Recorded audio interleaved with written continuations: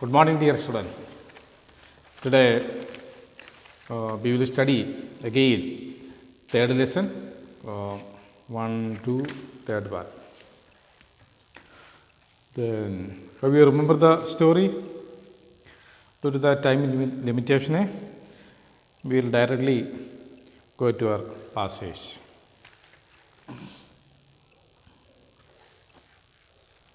Then, as you are the wiser of us, you must begin.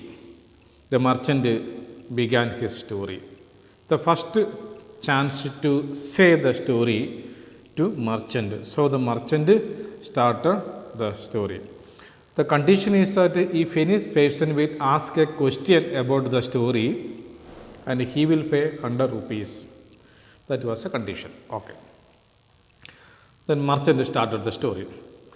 As I was going along this road one day, I saw a merchant with a long train of camels. There were hundreds and one camels, and each of them was loaded with large quantities of grain. As I was going along this road one day I was going this road alone. I saw a merchant with a long train of camels. Long train of camels. Camels means a number of camels are walking through the side of the road. There were hundreds and one camel, and each of them was loaded with large quantities of grain. The camels, hundreds of camels, they carry large quantities of grain. Then farmer said, I have seen trains of camels myself, and they are very often loaded with very heavy goods. The farmer said that I have also seen the camels carrying with heavy loads. Merchant added, all the camels were tied together with ropes, nose to tail. It was a long train, about a half a mile. All the camels are tied with a rope, resi. Nose to tail, tied with a rope.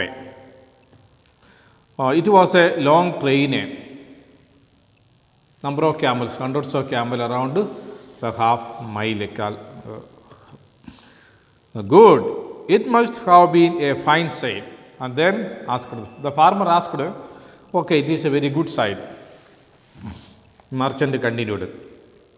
And then a kite flew down onto the first camel and carried him off. But as all the camels were tied together, all the other camels were carried up with it. What do you say to that? At that time, one incident happened, and then a kite flew down on the first camel. One kite came there and carried off the first camel. But as all the camels were tied to all the camels, 100 camels tied together with a rope, all the other camels also carried up to the sky with the kite. Then what do you say that? Farmer said, I must have been very strong kite. I think that was very strong kite. Otherwise, kite cannot take 100 camels together. So I think that was a strong kite. Did you have doubt? Do you have any doubt? Asked the merchant. No. Why should I? Said the farmer promptly. The merchant asked to the farmer, do you have any doubt? Because if the farmer will ask any doubt based on the story, and the farmer should pay 100 rupees. That was the condition. Oh, that's why the merchant asked to the farmer, do you have any doubt? No, I have no doubt. Why should I? Now the merchant was disappointed, but he decided to make another attempt to get the 100 rupees. He continued again. He was disappointed because he did not get 100 rupees. The farmer did not ask any questions based on the story. So he continued the story. A princess was sitting in her garden, and a maid was combing her hair. A princess. And she was sitting in the garden.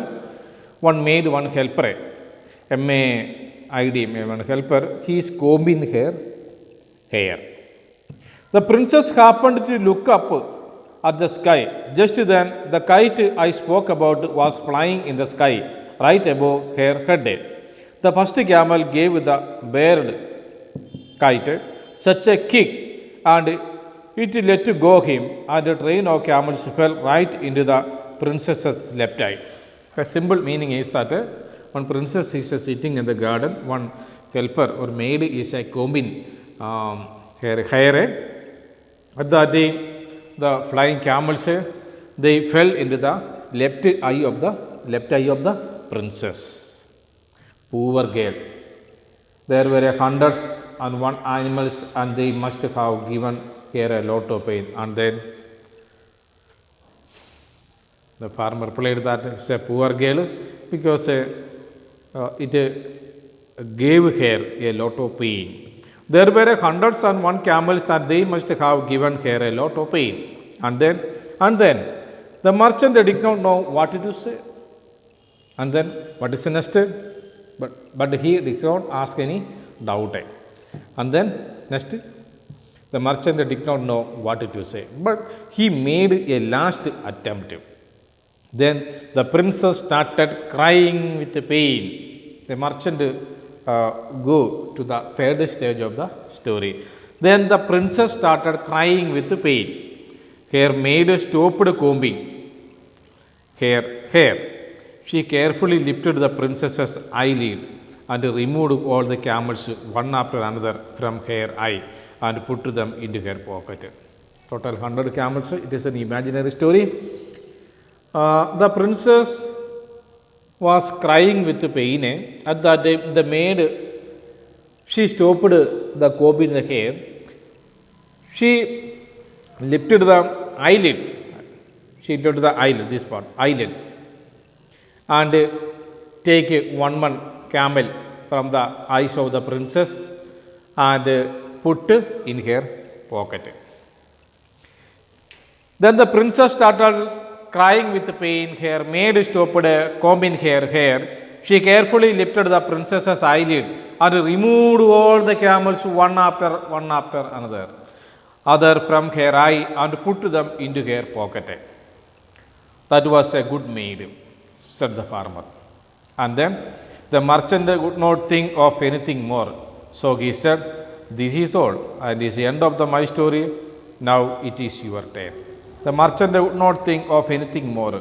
So he said, "That is all. It is a story." What is the next? The farmer, "That is a good maid." The farmer replied to merchant, "Yes, that was a good maid, because the maid had lifted the eyelid of the princess and took the camels one by one and put in her pocket.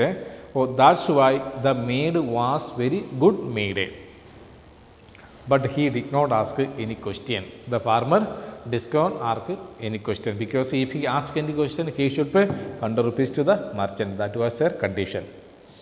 So the merchant would not think of anything more. So he said, "This is all, that is all, and my story ended, and now it is your turn. Now you can start your story. My turn over, then you can start your turn." Okay, this was the first part of the lesson. And next lesson also, the lesson number 4, that is also the wheat is cheaper, second part. The merchant story completed. The farmer story we will study in the 4th lesson. And this lesson over. Then you should read the lesson 2 or 3 times. Then you can do the exercise work based upon this lesson. So best wishes to all. Thanks.